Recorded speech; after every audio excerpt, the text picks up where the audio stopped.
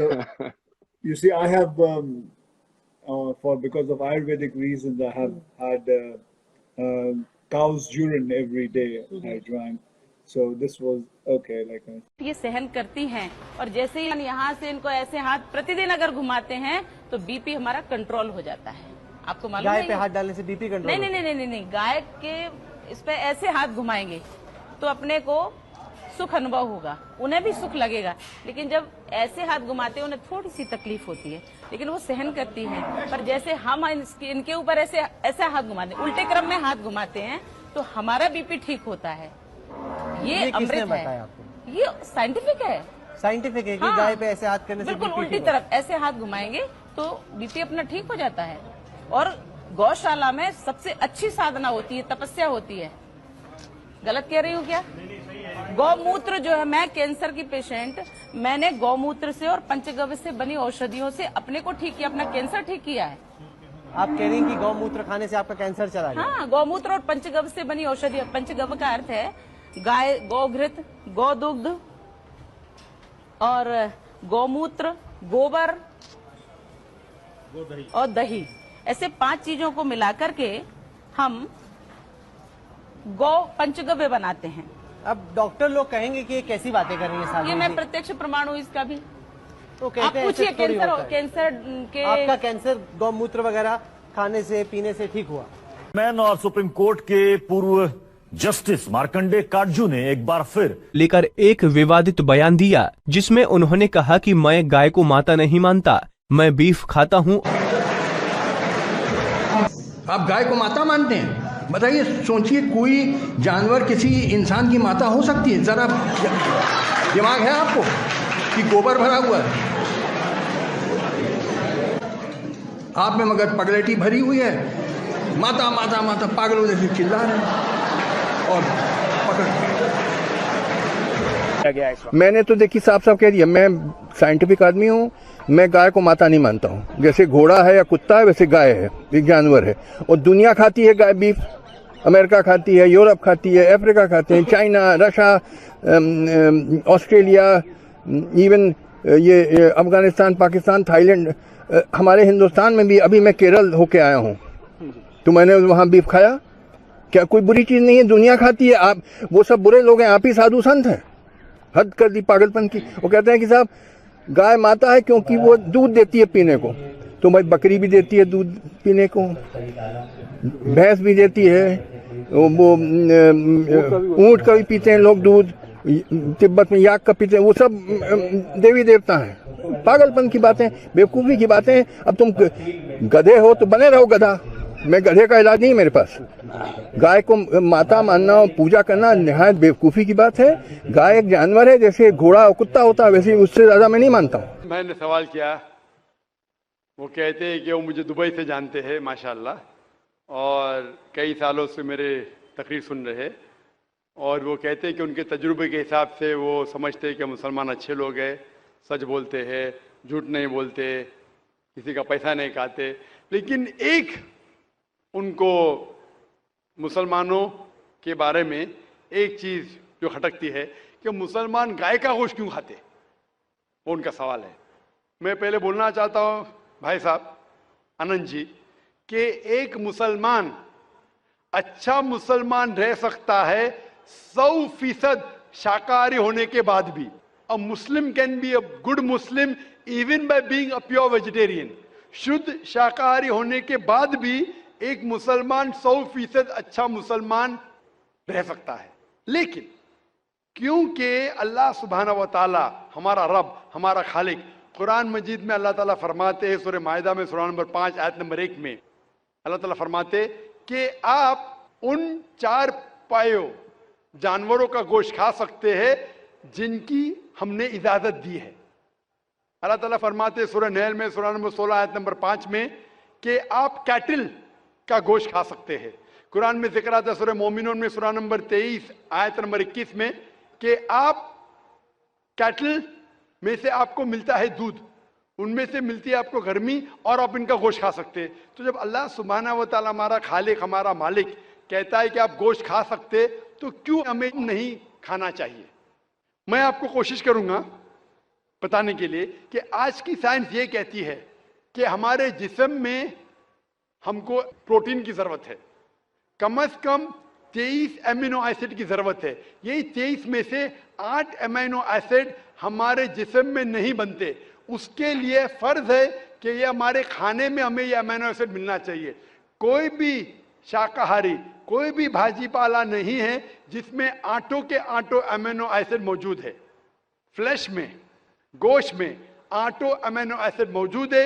इसे साइंस कहती है कंप्लीट प्रोटीन, कंप्लीट फूड। आज साइंस ये कहती है कि फ्लैश फूड में, गोश्त में प्रोटीन है, नियासिन है, विटामिन B1 है, इससे सेहत अच्छी बनती है।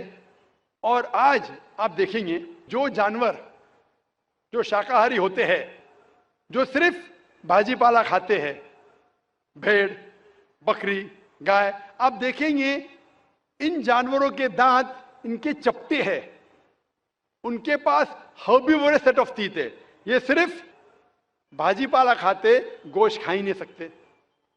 जब आप देखेंगे मांसाहारी जानवर के दांत, शेर बब्बर, चीता, उनके नोकीली दांत होते हैं।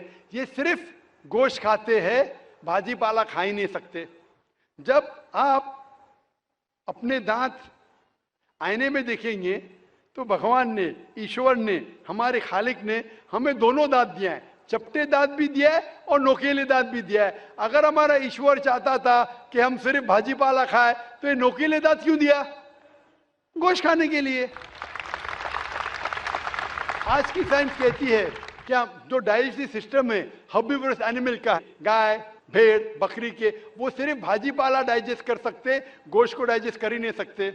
जो डाइजेस्टिव सिस्टम कार्निवोरस एनिमल का है, चीता, शेर बब्बर, ये सिर्फ गोश्त डाइजेस्ट कर सकते, भाजी पाला नहीं। लेकिन हम इंसानों को अल्लाह ताला ने, हमारे ईश्वर ने स्मॉल इंटेस्टाइन भी दिया है, बिग इंटेस्टाइन भी दिया है। हम भाजी पाला भी डाइजेस्ट कर सकते, गोश्त भी डाइजेस्ट कर सकते। अगर हमारा ईश्वर चाहता था कि हम सिर्फ भाजी पाला खाए तो हमें ये डाइजेस्टिव सिस्टम क्यों दिया जो गोश्त को भी डाइजेस्ट कर सकता है? तो साइंटिफिकली हमारा जिस्म हमारे ईश्वर ने ऐसा बनाया है कि हम भाजी पाला भी खा सकते हैं, गोश्त भी खा सकते हैं। और बहुत लोग को गलत फहमी है कि हिंदू मजहब में गोश्त खाने की ममानियत है। भाई आप हिंदू है ना? हिंदू है। आपके नाम से लगता है आप हिंदू है। हिंदू है ना सर? जी हिंदू ही है। आप हिंदू है ना? हाँ हाँ बिल्कुल सही, आपके नाम से लग रहा है आनंद आपका नाम है, आप हिंदू है। आपको गलतफहमी होंगी कि हिंदू मजहब में गोश्त खाना हराम है। आप जब हिंदू मजहबी किताब पढ़ते हैं, आपके मजहबी किताब में लिखा है कि गोश्त भी खा सकते हैं, मांस भी खा सकते हैं और बीफ भी खा सकते हैं, गाय का गोश्त भी खा सकते हैं। आप जब पढ़ेंगे मनुस्मृति चैप्टर नंबर 5, अध्याय नंबर 5, श्लोका नंबर 30 में लिखा है कि अगर खाने वाले जानवर, अगर खाने वाले मखलूक उस चीज को खाती है जो खाने वाले जानवर है, तो आप कोई गुनाह नहीं कर रहे, क्योंकि ईश्वर ने कुछ मखलूक को बनाया है खाने के लिए और कुछ मखलूक को खा जाने के लिए। Some to eat and some to be eaten. तो अगर आप खाने वाले जानवर खाते हैं तो गुनाह नहीं कर रहे। लिखा है मनुस्मृति में अध्याय नंबर 5 श्लोका नंबर 31 में कि अगर आप पूजा के लिए जानवर को कत्ल करते हैं तो कोई गुनाह नहीं करते। लिखा है मनुस्मृति में अध्याय नंबर 5 श्लोका नंबर 39 और 40 में कि ईश्वर ने कुछ जानवर को बनाया है पूजा के लिए, सैक्रिफाइस के लिए। तो killing in sacrifice is not killing. तो कत्ल करना पूजा में कत्ल नहीं है। तो मनुस्मृति के मुताबिक आप गोश्त खा सकते हैं। फिर आप जब मुताला करेंगे महाभारत का, महाभारत में अनुशासन पर्व में अध्याय नंबर 88 में युधिष्ठिर, पांडव के 5 भाई थे, आपने युधिष्ठिर का नाम तो सुना होगा। युधिष्ठिर जो पांडव के 5 भाई थे, युधिष्ठिर पांडव में सबसे बड़ा भाई था। वो पूछता है भीष्म से कि हम यज्ञ में, पूजा में क्या खाना दे ताकि हमारे परदादा खुश होंगे। तो भीष्म कहता है अगर हम यज्ञ में, पूजा में चावल, बार्ली, सेब, भाजी पाला देंगे तो हमारे परदादा 1 महीने के लिए संतुष्ट रहेंगे। अगर हम मछली देंगे तो 2 महीने के लिए, अगर गोश्त देंगे 3 महीने के लिए, अगर खरगोश देंगे तो 4 महीने के लिए, अगर बकरी देंगे तो 5 महीने के लिए, अगर सुअर देंगे तो 6 महीने के लिए, अगर परिंदा देंगे तो 7 महीने के लिए, अगर हिरन देंगे तो 8 महीने के लिए, अगर बैल देंगे तो 11 महीने के लिए, अगर गाय देंगे तो पूरे 1 साल के लिए हमारे परदादा संतुष्ट रहेंगे। 1 साल। क्या दूध की बात अगर कर रहे हैं सर? आप बफेलो देंगे, बफेलो, तो 12 साल के लिए, अगर राइनोसरस देंगे या रेड मीट, लाल गोश्त, तो हमारे परदादा हमेशा के लिए संतुष्ट रहेंगे। पूरा मेन्यू है महाभारत में, हिंदू किताब में पूरा मेन्यू है। क्या चाहते हैं? भाजी पाला, मछली, गोश्त, खरगोश, हिरन, बीफ, बड़े का छोटे का सब है। आप अगर वेद पढ़ेंगे, वेद में भी लिखा है कि संत और साधु गोश्त खाते थे, गाय का गोश्त भी खाते थे। फिर आप क्यों कहते हैं कि गोश्त खाना हराम है? क्योंकि बहुत से हिंदू लोग बाकी मजाहिब से प्रसन्न हुए।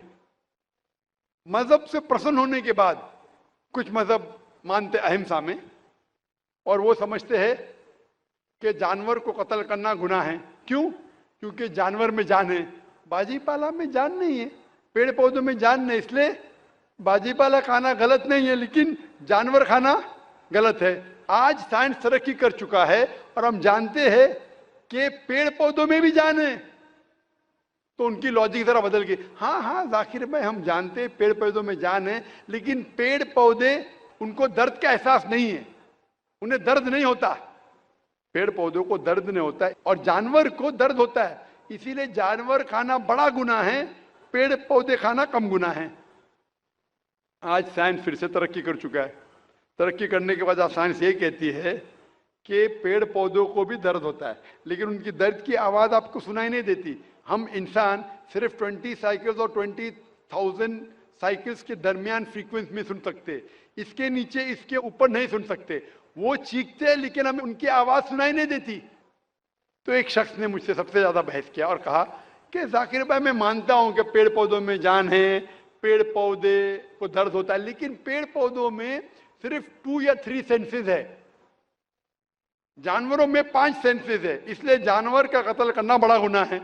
तो मैंने उससे पूछा कि अगर आपका भाई पैदा होता है 2 सेंसेस कम के साथ, वो सुन नहीं सकता है और बात भी नहीं कर सकता है, गूंगा है और बहरा है, जब वो बड़ा होता है और अगर कोई इंसान उसका कत्ल करता है, तो क्या आप जाके कहेंगे जज से, मिलॉर्ड, कातिल को कम सजा दो क्योंकि मेरा भाई गूंगा था, बहरा था, वो सुन नहीं सकता था, बात नहीं कर सकता था?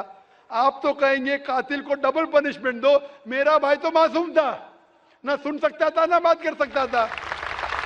इस्लाम में 2 सेंसेस लेस और 2 सेंसेस मोर नहीं।